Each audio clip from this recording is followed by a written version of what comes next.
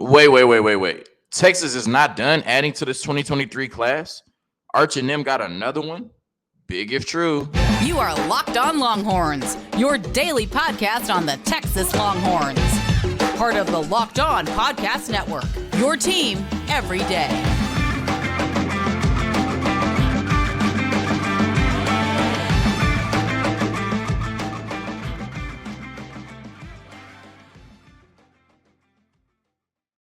Locked On Longhorns, the show. Jonathan Davis, your host. This episode is brought to you by FanDuel Sportsbook, the official sportsbook of Locked On. Make every moment more. Visit FanDuel.com/Locked On today to get started. Warren Robertson, four-star safety out of the Dallas area, is trending towards the Texas Longhorns. We tell you everything you need to know about the talented safety prospect out of Red Oak. And then the Texas Longhorns picked up a signature win under Rodney Terry last night in the Moody Center against the Baylor Bears, 76-71. All of that and more on today's episode of Locked On Longhorns, part of the Locked On Podcast Network, your team every day.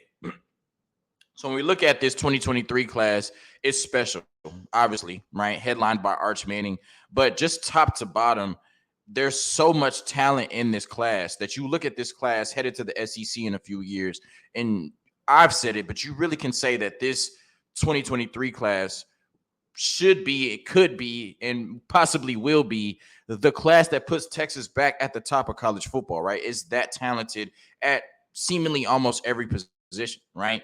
And it's not done, right? We know that they're still targeting Deuce Robertson, the ultra-talented tight end, number one tight end in the country, who has said before that it would be very fun to play with Arch. Also, he's a two-sport athlete that plays baseball, and we know about the history of the Texas baseball program. So Texas seems to be in that mix. I think Georgia AC are probably ahead of Texas, but they're still targeting Deuce Robinson.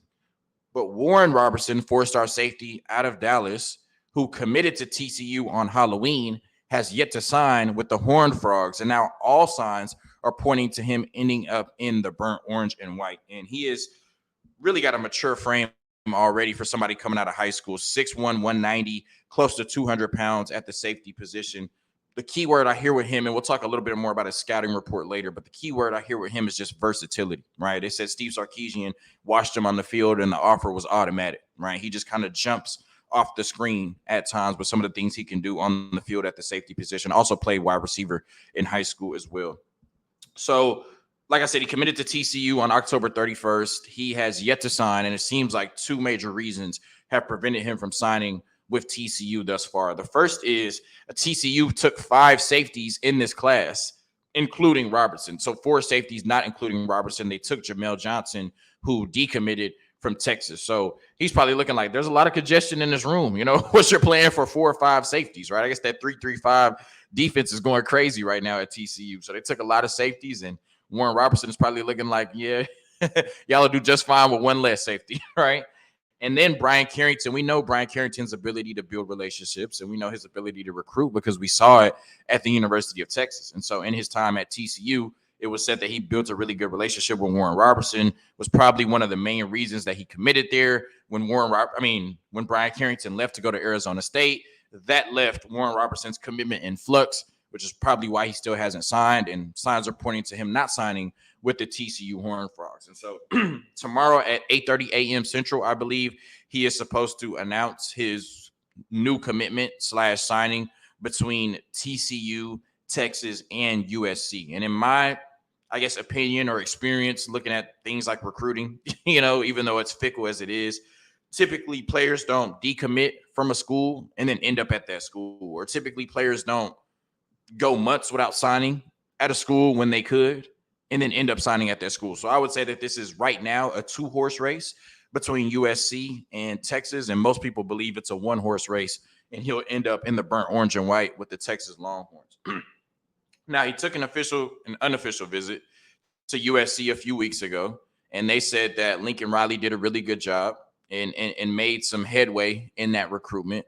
But they still believe that Texas is the favorite. It really comes down to a lot of times with in-state prospects, how far do they want to go away from home? And so he had a really good visit. I think anybody would have a good time in LA, right? It's not hard to sell USC, so shout out to Lincoln Riley. But, like I said, I think Texas is in the driver's seat. He took the official visit to Texas this past weekend. And like I said, recruiting can be fickle. There's not too many absolutes when you talk about this recruiting business. But one thing that always makes you feel a little bit better is if you can get that last visit, right? If you can be the last visit before that player makes a decision, that usually bodes well for you. And Texas was the last visit for Warren Robertson, right? The last thing he saw before he made his decision was the beautiful 40 acres, Austin, Texas, the University of Texas, and the legendary field that is DKR. And he said, Warren Robertson, that he loved everything about the visit. And how could you not? Like I said, it's the University of Texas. It's the 40 acres. It's Austin, Texas. It's DKR, baby. This is where you need to be playing your college football, Warren Robertson. And then he's gotten, I've seen over the last week, like 4 or 5 crystal balls to the University of Texas. If you're not familiar, if you don't really keep up with recruiting, I don't blame you, right? But the crystal balls is basically the big dogs in the industry, the recruiting experts saying, I think he's going to go here, right?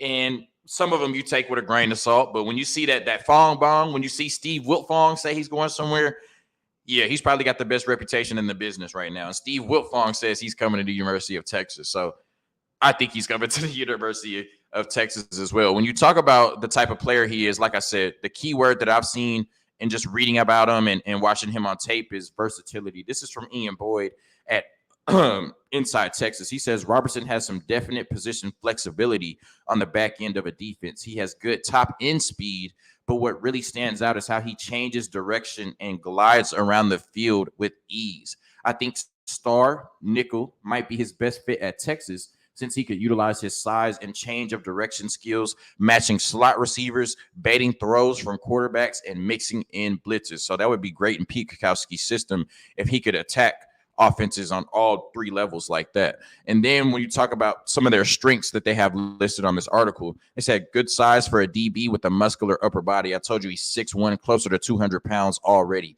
Has obvious functional game strength, and his competitiveness is apparent from the field. As a defensive back, he looks good in backpedal or shuffle, sees the play quickly and triggers smooth hip transitions, arrives ready to rumbles. And I like that he's not throwing his shoulders around. He is genuinely trying to form tackle and bring some aggression, right? And so it sounds like somebody that the University of Texas can really use at the safety position moving forward. And when you look at it, I think the safety play at Texas was better this year than it had been really for a long time. You could say that the addition of Gary Patterson as the special assistant to the head coach, and we know that he was helping Pete Kakowski in some capacity with the defenses, really helped the safety play. I think just on the field it was better. The communication was better. Really looked like a reformed unit under Pete Kakowski in the second year and Gary Patterson.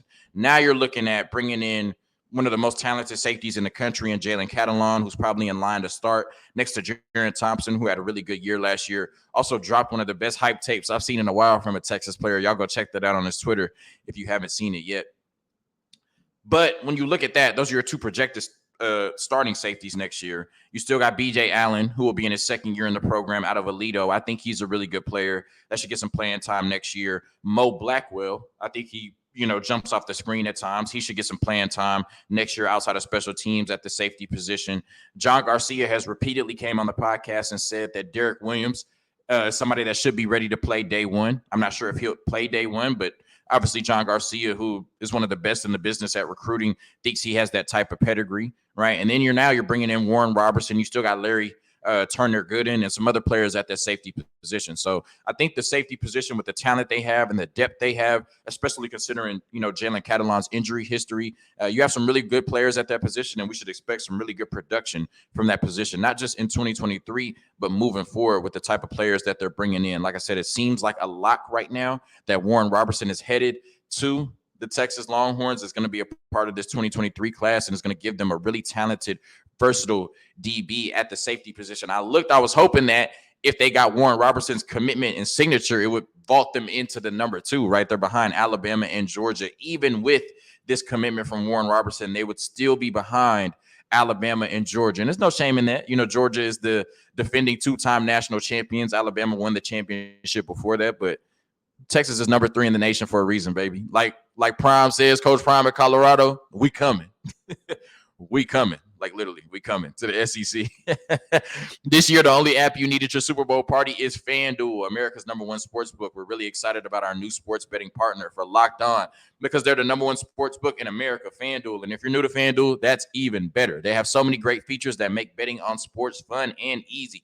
Download FanDuel now so you can bet the Super Bowl 57 with a no-sweat first bet. That's Super Bowl 57. You'll get up to $3,000 back in bonus bets if your first bet doesn't win. FanDuel lets you bet on everything from the money line to point spreads to who will score a touchdown. The FanDuel Sportsbook app is safe, secure, and super easy to use. And best of all, you can get paid your winnings instantly. So join FanDuel today at FanDuel.com/locked on to claim your no-sweat first bet on Super Bowl 57 between the Philadelphia Eagles and the Kansas City Chiefs. That's FanDuel.com/locked on. Make every moment more with FanDuel, the official sports book partner of the NFL.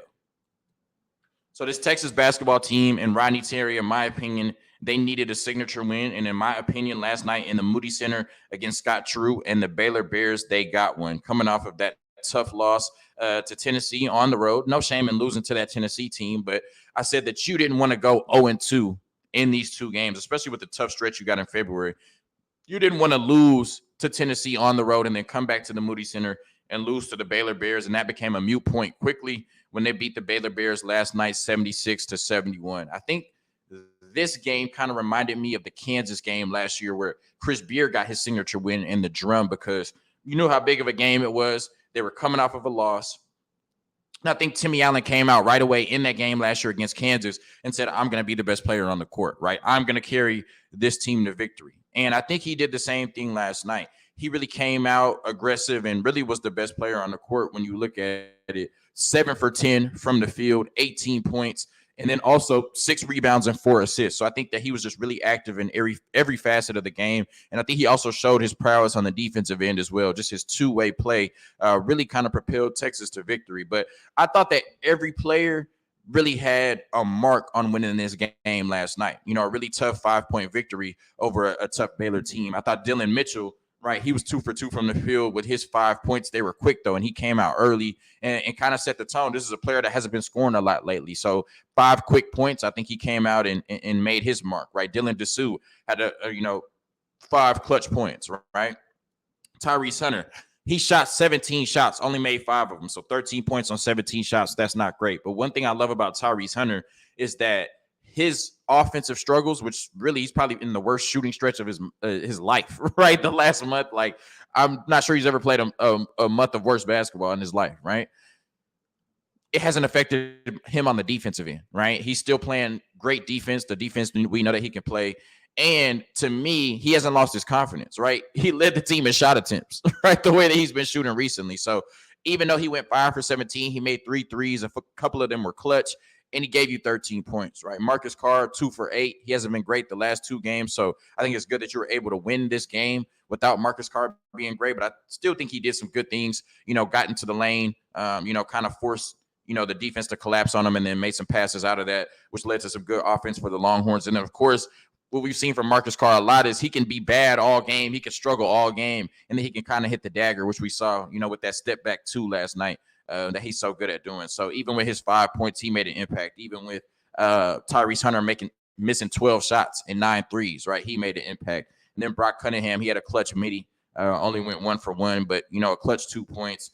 Christian Bishop had 3 points. Arterio Morris had 2 really good buckets. And then Jabari Rice might be your most consistent player right now. Going 5 for 7 from the field, 4 for 5 from 3. I think 7 or 8 for 9 from the free throw line. He's one of the best free throw shooters in the Big 12 in the country. And he gave you 21 points off the bench in back-to-back games. So every player that played last night had a definite impact on beating the Baylor Bears. And then when you look at it, this defense held them to 37% shooting and 31% from the 3 right now. I think that it was a combination of Texas playing some good defense on the Baylor Bears. And I think it was also just a combination of their guards taking some tough shots, which they're very capable of making. And they just missed them last night, right? Their 3 guards did combine for 47 points, right? But they missed 31 shots in the process, right? So your 3 best players missed 31 shots. That's a lot of shots to miss, right? And You saw at the end of the game, Keontae George, he put up that Hail Mary 3, right? Which it just a lot of times the Baylor Bears last night, like I said,